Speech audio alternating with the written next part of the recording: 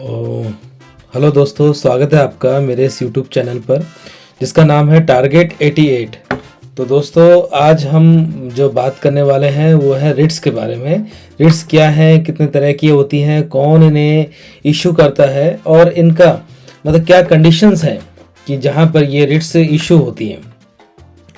दोस्तों, जो रिट्स है ये बहुत ही इंपॉर्टेंट टॉपिक है पॉलिटी के अंदर।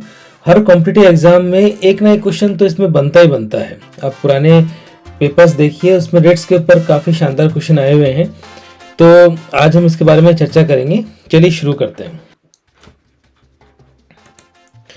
दोस्तों, सबसे पहले जानते हैं कि रिट्स क्या होते हैं। तो रिट्स मैं आपको बताऊं, रिट्स एक कोर्ट के द्वारा जारी किए हुए रिटन ऑर्डर होते हैं जो किसी भी अथॉरिटी को इशू किए जा सकते हैं। ये सुप्रीम कोर्ट, हाई कोर्ट दोनों के द्वारा इशू किए जा सकते हैं। तो आर्टिकल 32 के तहत इनके कॉन्स्टिट्यूशन रेमेडीज भी कहा गया है। और हमें बेसिक डिफरेंस जो है आर्टिकल 32 एंड 226, इसमें मेन ये है कि जो आर्टिकल 32 है उसमें अगर फंडामेंटल राइट्स आपके वायलेट होते हैं तो सुप्रीम कोर्ट उन्हें इन्फोर्स करा सकता है, उन्हें रिट इशू कर सकता है। लेकिन जो आर्टिकल 226 है उसमें हाई कोर्ट को थोड़ा एक्स्ट्रा पावर और दी गई है। वो फंडामेंटल राइट्स के अलावा अगर कोई लीगल राइट्स आपके वायलेट होते हैं तो उस केस में भी हाई कोर्ट रिट इशू कर सकता है।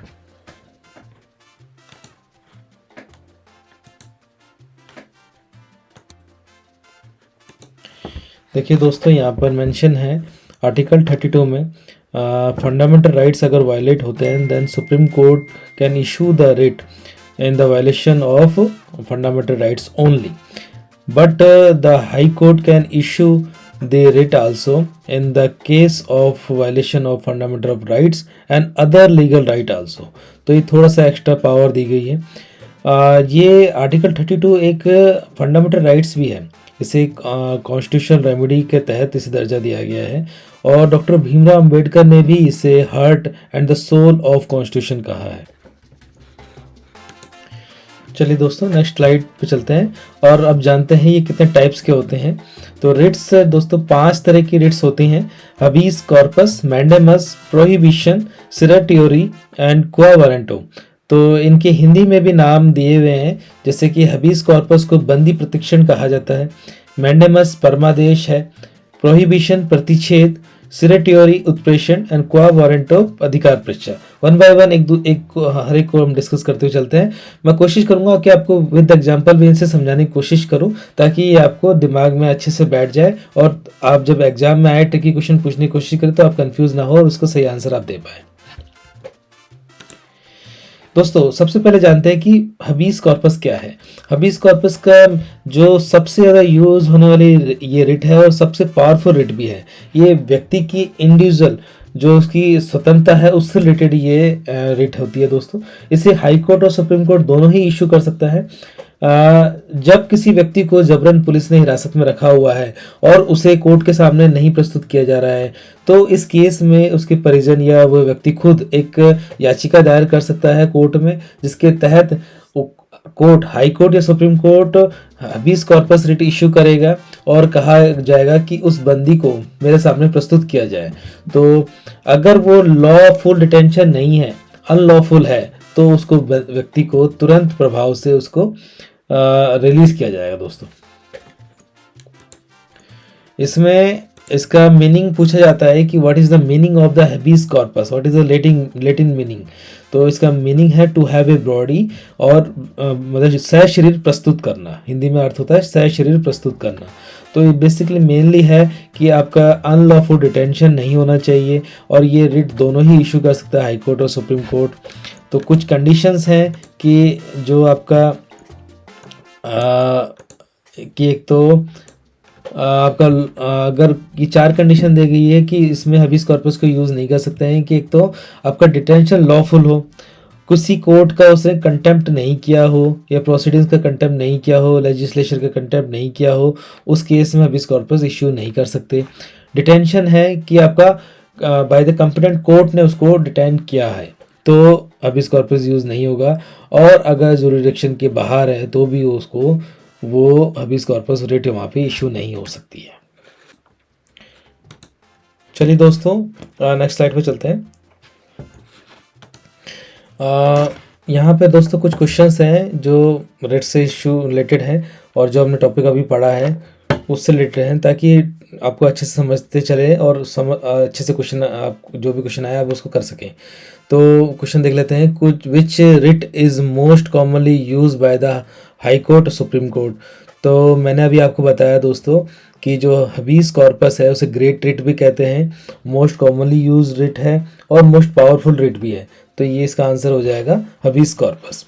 Which writ is known as great writ, यहाँ पर दोस्तों आ जाएगा ग्रेट रिट, मैंने बताया आपको habeas corpus. Which writ can lie only against a person holding a public office. तो दोस्तों अभी मैंने बताऊंगा आपको कि पब्लिक ऑफिस के लिए कौन से रिट इशू की जा सकती है। यह है दोस्तों मैंडेमस, इसका आंसर है मैंडेमस। मैंडेमस का अर्थ होता है वी कमांड, मतलब हम आदेश देते हैं। अगर कोई पब्लिक बॉडी है जो अपने कार्य करने के लिए, उसकी जो कर्तव्य है उसको निर्वहन करने के लिए मना करती है, तो हाई कोर्ट और सुप्रीम कोर्ट एक रिट इशू करते हैं, उसे कहा जाता है मैंडेमस। मैंडेमस का इसका बेसिक जो इसमें कॉन्सेप्ट है वो है, ये सिर्फ और सिर्फ पब्लिक अथॉरिटी को इशू की जाती है। पब्लिक अथॉरिटी में कोई कोर्ट हो सकता है, ट्रिब्यूनल बॉडीज़ हो सकती है, गवर्नमेंट बॉडीज़ हो सकती है, या कोई कॉरपोरेशन हो सकती है। तो ये पब्लिक बॉडी ये सब हो सकते हैं इसके अंदर। इसमें कभी भी प्राइवेट जो अथॉरिटी है या प्राइवेट पर्सन इंडिविजुअल को ये रिट इशू नहीं की जा सकती है। ठीक है दोस्तों, कुछ क्वेश्चंस देख लेते हैं। What is the literal meaning of the mandamus. Mandamus का अर्थ क्या है। मैंडेमस का अर्थ है वी कमांड, हम आदेश देते हैं। हिंदी में होता है हम आदेश देते हैं। Which writ jurisdiction of the high court deals with, मैंने बताया आपको कि हाई कोर्ट किस आर्टिकल के तहत रिट इशू करता है, उसका आंसर है 226। In the England which is known as the fountain of justice. Fountain of justice किसे कहा जाता है इंग्लैंड में, फंडामेंटल राइट्स को, डीपीएस को, रिट को या पार्लियामेंट को। तो इसका आंसर हो जाएगा दोस्तों रिट को। रिट वहाँ पे फाउंटेन ऑफ जस्टिस कहा जाता है रिट को। दोस्तों नेक्स्ट रिट है प्रोहिबिशन। प्रोहिबिशन हाई मतलब सुप्रियर कोर्ट्स के द्वारा इशू की जाती है लोअर कोर्ट के लिए।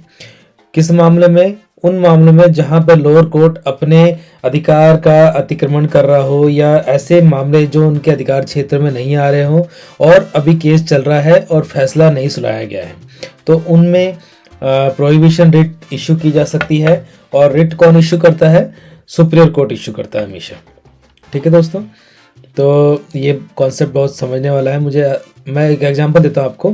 जैसे कि प्रेसिडेंट और वाइस प्रेसिडेंट के इलेक्शन है और उसमें किसी तरह का डिस्प्यूट है, तो वो डिस्प्यूट अधिकार क्षेत्र है सुप्रीम कोर्ट का, वहाँ पर हाई कोर्ट उसकी पैरवी नहीं कर सकता, हाई कोर्ट वहाँ पे मुकदमा नहीं चला सकता या उस मामले को नहीं सुन सकता। तो ये उस अधिकार क्षेत्र का हनन होता है।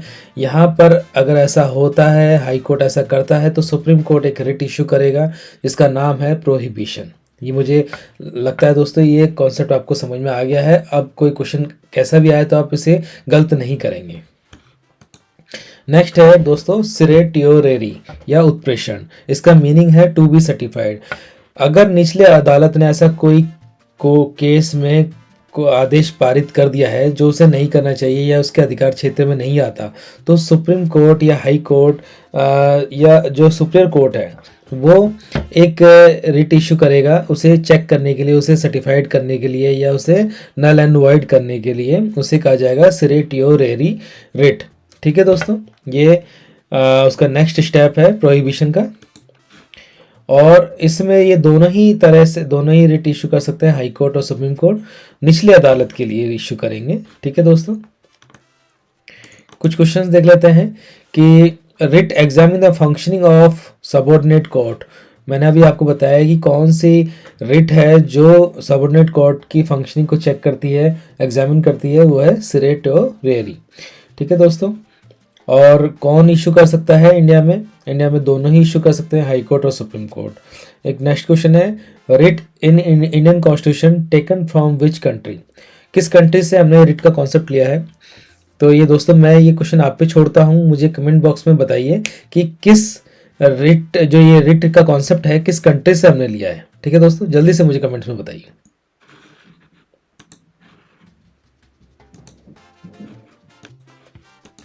नेक्स्ट रिट है दोस्तों क्वा वारंटो। क्वा वारंटो का मीनिंग है बाय व्हाट अथॉरिटी और वारंट। ये किसी भी पब्लिक ऑफिस में रिट इशू की जा सकती है सुप्रीम कोर्ट और हाई कोर्ट के द्वारा। सुप्रीम कोर्ट हाई कोर्ट इसमें अधिकार पूछ सकते हैं कि किसी कार्य को करने के लिए आपके पास में क्या वारंट है या क्या आपके पास में परमिट है उसको करने का। तो सुप्रीम कोर्ट और हाई कोर्ट इस रिट के थ्रू उससे उसकी अथॉरिटी पूछ सकते हैं, उसका अधिकार क्षेत्र पूछ सकते हैं। तो ये रिट उसके लिए इशू की जाती है और इसमें किसी भी प्राइवेट या मिनिस्ट्रियल ऑफिस के लिए ये रिट इशू नहीं की जा सकती। ठीक है दोस्तों, इसके बाद आप इसका ध्यान रखिए। और कुछ क्वेश्चंस हैं इसके लास्ट, वो देखते हैं। Which writ is related to the personal freedom. Personal freedom से कौन से रिट हमको मतलब रिलेट करती है? वो है प्रोहिबिशन, मैंडेमस, हबीस कॉर्पस या क्वा वारंटो।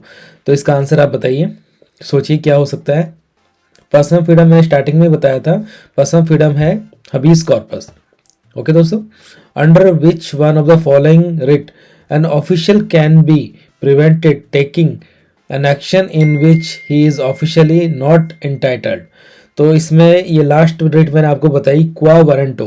क्वा वारंटो में Supreme Court high Court writ issue कर सकते हैं और पूछ सकते हैं by what authority you are doing this work और नॉट।